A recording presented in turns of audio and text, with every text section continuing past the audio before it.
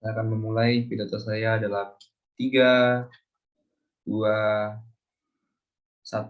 Partisipasi perempuan dalam olahraga yang dimotivasi oleh kehausan akan darah serta kekerasan merupakan suatu hal yang membuka pemerintah dan seharusnya Dewan Juri yang terhormat juga sesali.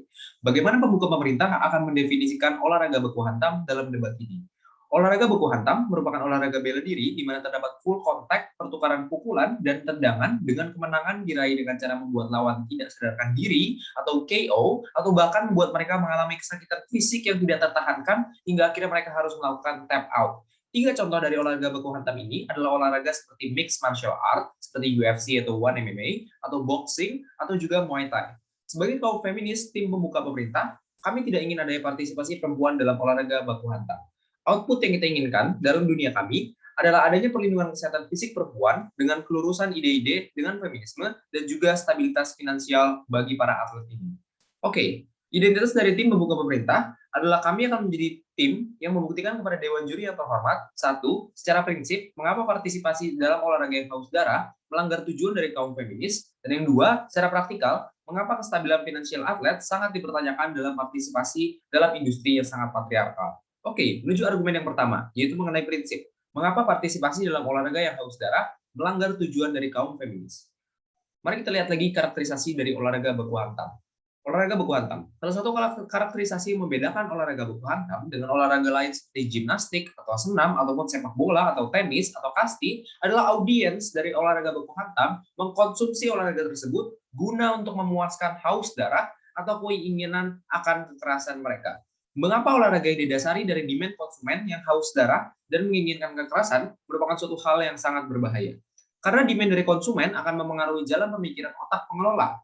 Di sini kita perlu ketahui bahwa pengelola tersebut memiliki interest untuk menggather banyak-banyaknya viewer untuk olahraga yang mereka naungi. Oleh karena itu kami rasa akan ada interest dari pengelola untuk memenuhi demand dari konsumen ini. Artinya, jika konsumen meminta haus darah, pengelola akan mencoba untuk provide. Contohnya, seperti kita lihat dalam tren di mana MMA lebih terkenal daripada boxing pada saat ini. Mengapa? Itu disebabkan karena MMA menawarkan lebih sedikit proteksi terhadap atletnya terhadap boxing. Seperti kita lihat dalam glove yang digunakan oleh atlet MMA itu merupakan glove yang lebih tipis. Dan ini juga kan sesuatu yang sengaja dilakukan. Mengapa? Karena dengan glove yang semakin ditipiskan, terdapat lebih sedikit proteksi dan akhirnya akan terdapat lebih banyak kekerasan dan rasa sakit yang dideliver. Ini merupakan sesuatu yang akan memuaskan haus darah dan juga haus kekerasan yang dimiliki oleh konsumen. Dan inilah juga merupakan suatu alasan yang mengapa pihak-pihak MMA mencoba untuk push regulasi dengan glove yang tipis tersebut, karena ini merupakan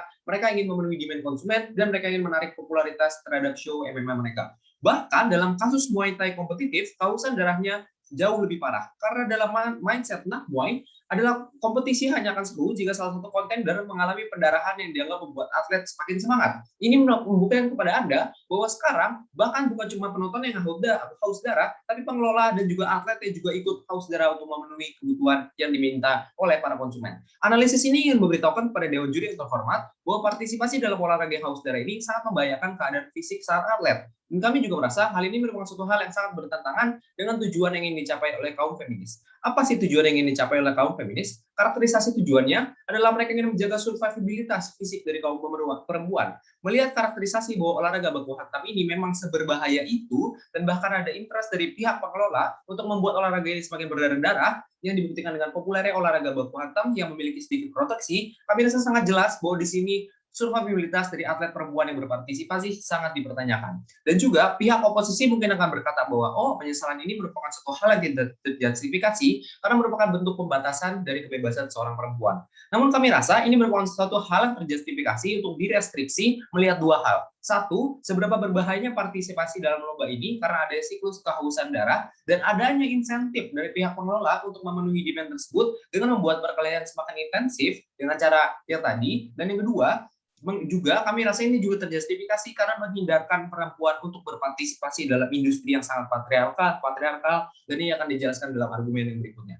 Oke, menuju argumen yang berikutnya, yaitu argumen praktikal. Mengapa kestabilan finansial sang atlet sangat dipertanyakan dalam partisipasi dalam industri yang sangat patriarkal. Perlu Dewan Juri yang terhormat sadari bahwa industri olahraga baku hantam adalah industri yang sangat patriarkal. Apa karakteristik dari industri yang sangat patriarkal? Industri yang sangat patriarkal adalah industri di mana pihak pengelola sangat menguntungkan dan memihak kepada pria dalam ekspenditur sumber dayanya. Dan yang kedua adalah industri di mana sangat terlihat jelas terdapat perbedaan bayaran finansial antara pihak pria dan kaum wanita dalam industri tersebut.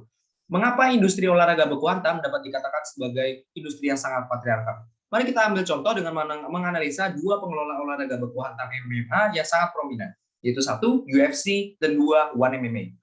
Pendapatan finansial seorang atlet baku hantam sangat bergantung kepada seberapa baiknya atlet dapat menggatter viewers, dapat menggatter konsumen dari show tersebut, dari show MMA dan juga perkelahian tersebut. Dan bagaimana cara atlet atau pengelola UFC atau One MMA mencoba untuk menarik perhatian publik agar banyak ditonton?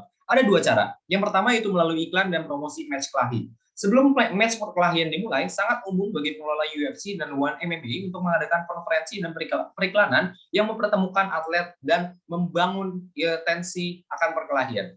Namun yang bermasalah adalah sangat terlihat jelas bahwa atlet perempuan dapat lebih sedikit alokasi sumber daya periklanan dan juga jumlah konferensi pers. Karena jika kita perhatikan dalam status quo, konferensi dan promosi sebelum match yang diadakan di UFC atau One MMA lebih terdedikasikan untuk atlet laki-laki. Dan juga dibuktikan dengan seberapa lebih jauh populernya atlet laki-laki dalam MMA daripada atlet perempuan. Ini membuktikan bahwa ada suatu kesengajaan dari pihak UFC dan One MMA untuk lebih mempromosikan atlet prianya daripada wanita. Dan ini merupakan suatu hal yang sangat tidak adil.